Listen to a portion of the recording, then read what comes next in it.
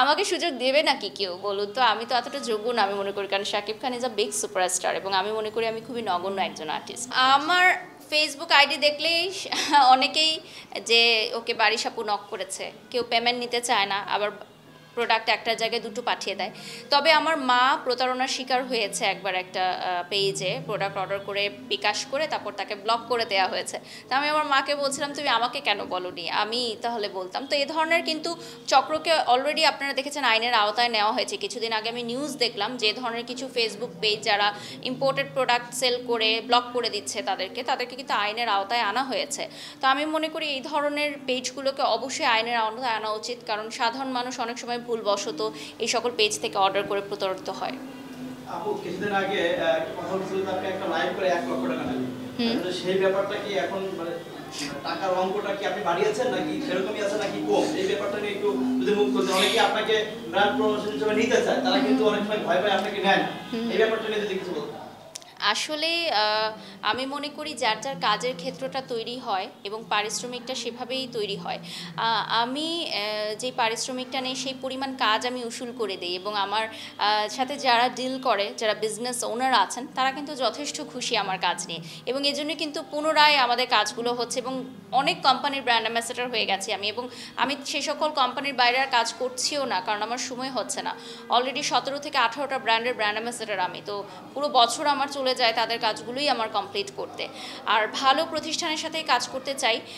এখন থেকে একটু চেষ্টা করছি বেছে বেছে কাজ করার, কারণ আপনারা দেখেছেন রিসেন্টলি আমিও কিন্তু বেশ সাফারার হয়েছি নতুন উদ্যোক্তাদের সাথে কাজ করতে গিয়ে।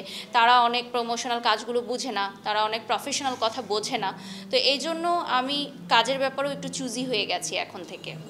আপু আপনি বাংলাদেশের সেরা ব্র্যান্ড প্রমোটার, আপনার ভিডিও ছাড়ার পরে দর্শকরা আপনার সিনেমা দেখতে চায়। আসলে যারা আপনার দর্শক অলরেডি অনেক দর্শক আছে, তাদেরকে আপনি সিনেমা নিয়ে আসবেন কেন তাদের জন্য? সেরা ব্র্যান্ড প্রমোটার আমি মনে করি যে এটা দর্শক বলবে, আর আমাকে তারা বলে, এটা আমার কাছে ভীষণ ভালো লাগে। রিসেন্ট যে ঢাকা ফ্যাশন ডে হবে সেখানে তৃতীয়বারের মতো আমার হাতে পুরস্কার উঠতে চলেছে এবং এইটা আসলে ওনাদের পেজ থেকে এটা করেছে যে 3বার পুরস্কার আমি নিচ্ছি। তো আমি চাই যে পরবর্তী বছর আমাকেও কেউ ছাড়িয়ে যাক, আমি সত্যি এটা চাই, কারণ নতুনদেরকে আমি স্বাগত জানাই। আমি এক সময় নতুন ছিলাম, আমাকে যেভাবে সিনিয়ররা মানে গড়ে তুলেছে, আমাকে যেভাবে সিনিয়র আর্টিস্টরা গাইড করেছে, আমিও চাই নতুনরা সেভাবেই এগিয়ে যাক, আমাকেও ছাড়িয়ে যাক, যাতে আমি তাদেরকে দেখতে পারি।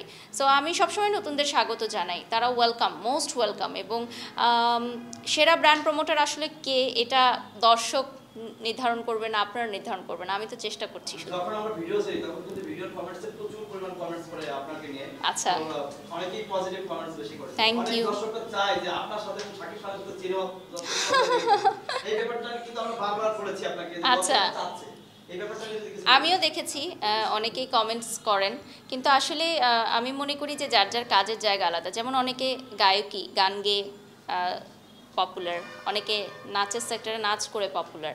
তো আমি সেরকম ব্র্যান্ড প্রমোশন করে আপনাদের ভালোবাসার জায়গায় আসতে পেরেছি। শাকিব খান তো ইজ আ বিগ সুপারস্টার। তবে হ্যাঁ, ওনার সাথে আমার কাজ হয়েছে, প্রমোশনাল কাজ, সামনে আরও কিছু কাজের কথা চলছে। সো আমি মনে করি যে সিনেমাই করতে হবে এমন না, তবে হ্যাঁ, সিনেমা কে না করতে চায় ওনার সাথে। সুযোগ করে শাকিব খানের সাথে সিনেমা আমাকে সুযোগ দেবে নাকি কেউ বলুন তো? আমি তো এতটা যোগ্য না আমি মনে করি, কারণ Shakib Khan is a big superstar এবং আমি মনে করি আমি খুবই নগণ্য একজন আর্টিস্ট।